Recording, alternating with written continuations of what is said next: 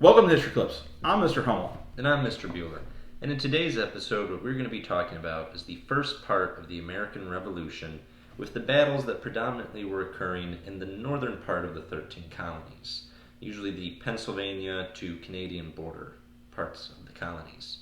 And when we last left off, after the opening shots at the Battle of Lexington between the British soldiers and the American militia had turned the tables and from Concord had chased the British Army all the way back to Boston. And the militia then surrounds Boston, and the British are trapped inside and have to decide, what do we do? Now, one location that the Americans held is what we call Charleston Heights, Breed's Hill and Bunker Hill. The British decide to attack Breed's Hill, which is known as the Battle of Bunker Hill. The Americans fight off multiple waves of British soldiers, but run out of ammunition and must evacuate the hill.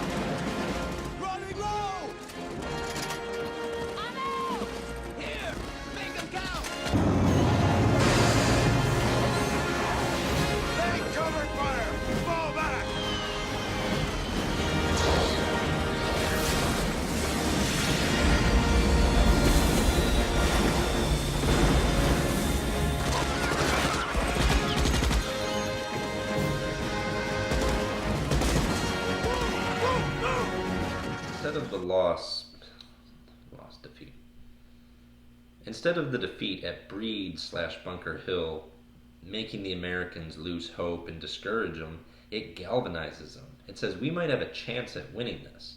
And their next plan is they decide we're going to go attack Fort Ticonderoga because we know it has a lot of artillery and cannons there. And if we steal those, we can use them in our own fight. And after they wake up the soldiers at Ticonderoga and force them to surrender, which the British do immediately, they then march the cannons across the Appalachian Mountains into Boston, which they would be used in the Battle of Boston, and then later in New York City to defend the city.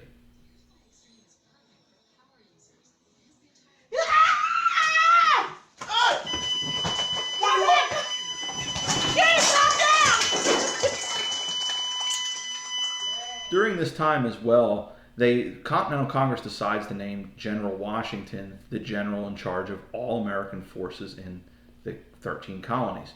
And they did this because they wanted a Southerner to be involved and bring the South in with the North. Are you trying to push Horatio Gates on me again? The man is but 3 years in this country. But he was a major with the British regulars. He's a professional, and so indeed is Charles Lee. But in the Polish army, sir. And he is also British. A bit strange.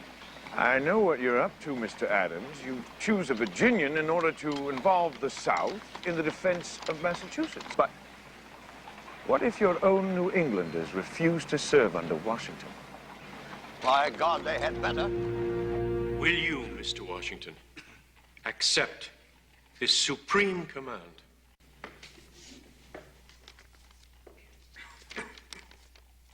Mr. President, though I am truly honored, yet I feel great distress that my abilities and military experience may not match your trust.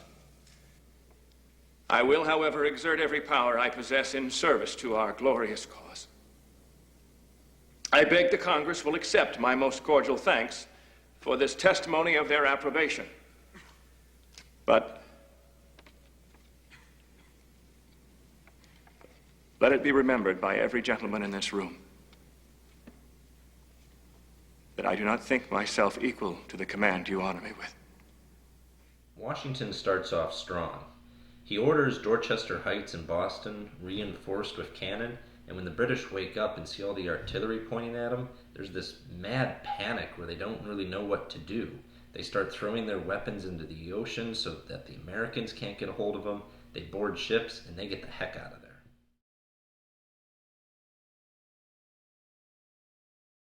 If you aren't ready and ride this out, we'll let you know.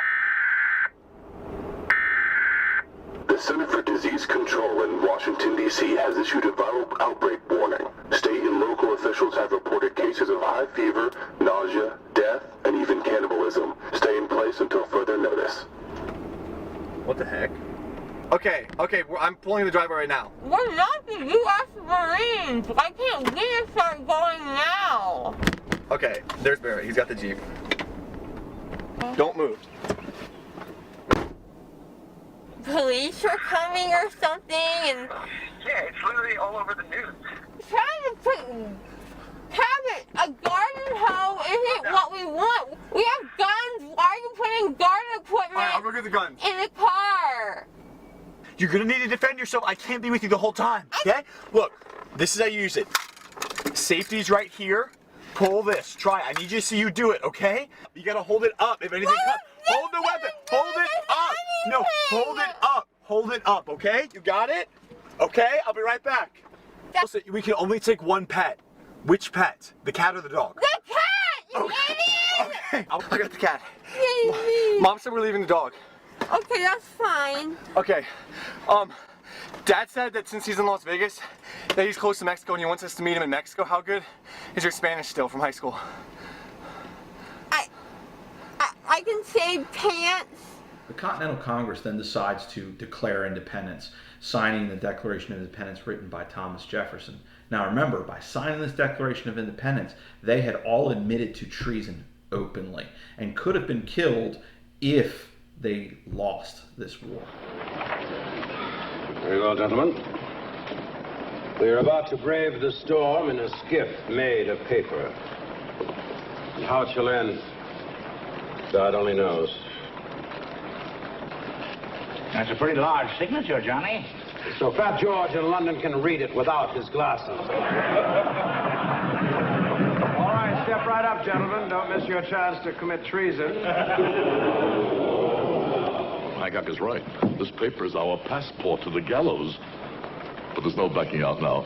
For if we do not hang together, we shall most assuredly hang separately. The British decide that to win, they need a knockout blow. And what they're going to do is they're going to attack New York City, which in their mind was the most important colonial city because it was right in between all these northern colonies. And they said we could take it and we'll split the colonies in two.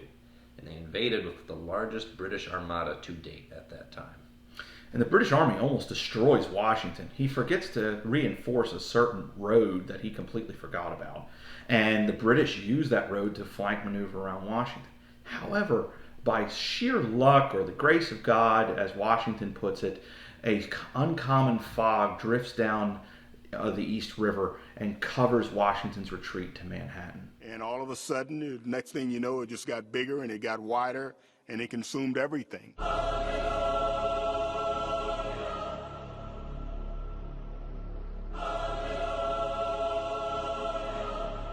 It's over the entire field. Cunningham ran out of the pocket into a fog bank and I couldn't see him. And I was 10 feet behind him when he took off running. You knew the fans were there, you couldn't see them. And the play was right in front of me in the middle of the field. I could see the players that were closest to me. It was very, very strange, very eerie. You couldn't see things. After Washington heads into Manhattan, he realizes he can't hold it. He evacuates Manhattan, and the British chase him all the way across New Jersey and into Pennsylvania. And Washington's starting to lose his army. Guys are getting discouraged, they're going home, they're deserting. And he says, I need a victory, something to restore the morale of this unit, this fighting unit. And what he decides to do on Christmas night is he and his soldiers cross the Delaware River and attack Trenton, New Jersey, where a detachment of British mercenary soldiers known as Hessians were sleeping. And forever known, the Americans will be known as the people that will cross a frozen river on Christmas night to kill you in your sleep. We'll do it again. Suddenly, out on the shore, there arose such a clatter that I sprang from my bed to see what was the matter. Ah, the knocking on the headracker. And what did I see once I stood out the door? Were dozens of presents lined up on the shore. Oh! Now Heinrich, now Dieter, get up, Hans und Fritz. Abstuben und Johann und Hermann und Spitz. You'll never believe it, so I'm double quick. We've just had a visit from good old St. Nick. They tore through the wrapping in bright-colored bows, only to find American muskets stuck up their nose. Ha! That's pretty funny stuff. Hessians gave up, threw their hands in the air, and their commander cried out, "Hey, that wasn't fair!" True, it was dishonest, a deception I'd directed. But if I don't practice lying, hey, I'll never get elected. Okay, so I wasn't the first one to say it, but I meant it. No, wait, I didn't mean that. I never lie. Oops, there I go again. No, wait, now. In 1777, the British develop a plan to split the colonies in two by attacking through Canada and New York. Unfortunately, though, for the British, their general, General Burgoyne, gets trapped at Saratoga, and he is defeated by General Gates. And this becomes known as the turning point of the American Revolutionary War, because the French decide to join the Americans' cause against the British and declare war on the British after this. By doing that, it releases pressure on the Americans. They don't have to worry about the British only. The British now have to fight the French not only in the Caribbean and the American colonies, but also in Europe and Asia. But all is not as it seems. The big buck actually has hold of the dog, not the other way around. As Greg runs in, we realise this could get dangerous.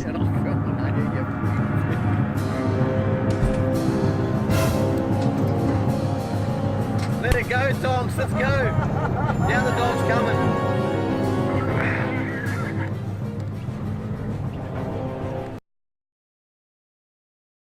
At the same time, the British are losing an army at Saratoga. Another British army, the one that was actually supposed to try to rescue the trapped British at Saratoga, decide we're going to attack Philadelphia.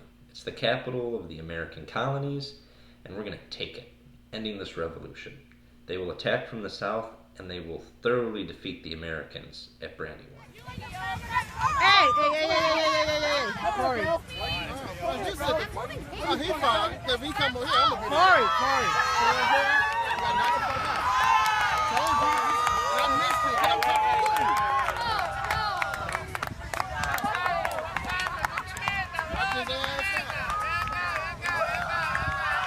Corey. Washington's worried. Howe has taken Philadelphia, and it's the capital city. So Washington devises a plan to attack a British outpost at Germantown, Pennsylvania. However, with a lack of good maps and lack of good roads and lack of good timing, the British end up defeating Washington. You ain't got no gun. What are you gonna do?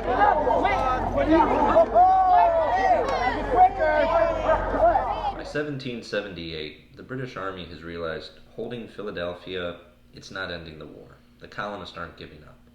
They leave Philadelphia and they go back to New York City to think of a new plan. General Clinton takes over from General Howe of the British Army, and he's the guy that develops the new Southern strategy. So, did we decide on something? How about go back to Boston and take over New England? Or push up from the south and take back all the colonies?